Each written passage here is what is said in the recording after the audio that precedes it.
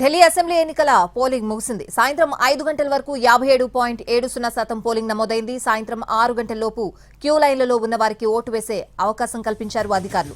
ఢిల్లీలో 70 అసెంబ్లీ స్థానాల్లో 699 మంది అభ్యర్థులు బరిలో ఉన్నారు. ఈ నెల 8న కౌంటింగ్ జరగనుంది. కాసేపట్లో ఎగ్జిట్ పోల్స్ విడుదల కానున్నాయి.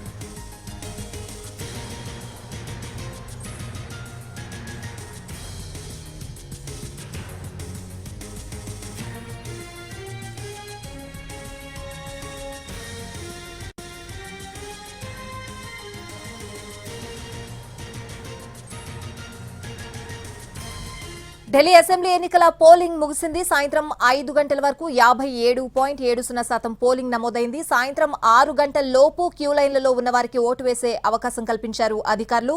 పూర్తి అప్డేట్స్ అడిగి తెలుసుకుందాం. మా ప్రతినిధులు ప్రసాద్ అలాగే రాజు ఢిల్లీ నుంచి లైవ్ లో సిద్ధంగా ఉన్నారు. ముందుగా ప్రసాద్, అప్డేట్స్ అడిగి తెలుసుకుందాం. ప్రసాద్,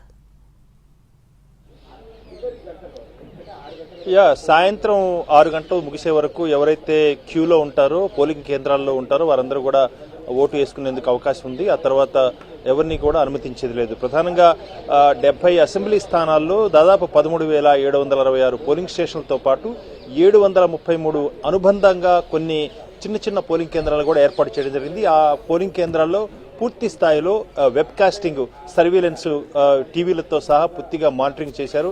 అవన్నీ కూడా మహిళలకు, యువకులకు, విద్యార్థులకు వాటిని మానిటరింగ్ చేసే బాధ్యతలు కూడా అప్పగించడం జరిగింది. ఈ రకంగా చాలా ఫెయిర్గా, ఎక్కడా కూడా ఎలాంటి అవాంఛనీయ సంఘటనలు జరగకుండా, ఎలాంటి అవకతవకలు జరగకుండా చూసేందుకు గాను పెద్ద ఎత్తున కేంద్ర ఎన్నికల సంఘం దీన్ని ప్రతి క్షణం కూడా మానిటర్ చేస్తూ ఈ యొక్క ఓటింగ్ సరళిని గమనించింది. దీంతో పాటు పూర్తిగా ఢిల్లీలో ఉన్నటువంటి వాతావరణం కనుక చూసినట్లయితే 2 సార్లు అధికారంలో ఉన్నటువంటి ఆమ్ ఆద్మీ పార్టీకి తిరిగి 3వసారి అధికారాన్ని కోరుకుంది. ఆ మేరకు పెద్ద ఎత్తున ప్రచారం చేసింది.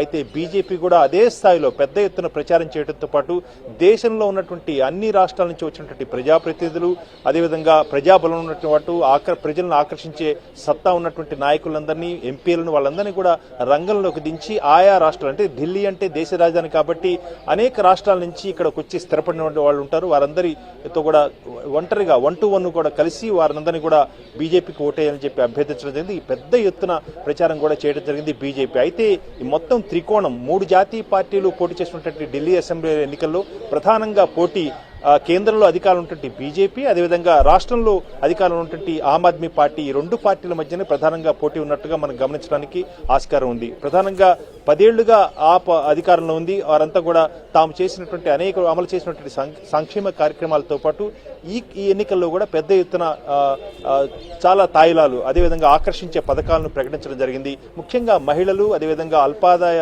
వర్గాలకు చెందినటువంటి వాళ్ళందరినీ కూడా ఆకర్షించేందుకు పెద్ద ఎత్తున ప్రయత్నం చేసింది. అయితే అన్ని పార్టీలు, ఏ పార్టీ నిమిత్తం లేకుండా ఎవరైతే ఇతర రాష్ట్రాల నుంచి వచ్చి ఇక్కడ ప్రచారం చేశారో వారందరూ గమనించిన అంశం ఏంటంటే కేవలం సంక్షేమ కార్యక్రమాల మీద దృష్టి సారించినట్టు ఆమ్ ఆద్మీ పార్టీ పూర్తి స్థాయిలో ఈసారి తిరస్కరణకు గురయ్యేందుకు అవకాశం ఉందని చెప్పి వాళ్ళు మామూలుగా ఆఫ్ ది రికార్డు మాట్లాడుతూ చెప్పడం జరిగింది. అంటే న్యూఢిల్లీ పరిసర ప్రాంతాలు కాకుండా పూర్తిగా ఢిల్లీ కనుక బయటకు కనుక వెళ్ళినట్లయితే పూర్తిగా అక్కడ ఏమాత్రం కూడా మౌలిక సదుపాయాలు, రోడ్లు కానీ, నీటి వసతి కానీ, లేకపోతే తాగునీరు సదుపాయాలు కానీ ఇవన్నీ కూడా ఏమీ లేవన్న అంశాన్ని గమనించడం జరిగింది. దీన్ని బట్టి బీజేపీ పెద్ద ఎత్తున ప్రచారం చేసింది. మౌలిక సదుపాయాలను కల్పించడంలో తాము పెద్ద ఎత్తున దృష్టి సారిస్తామని చెప్పి బీజేపీ చేసినటువంటి ఒక ఎన్నికల హామీ ఓటర్లను ఆకర్షించిందని చెప్పుకోవడానికి ఆస్కారం ఉంది.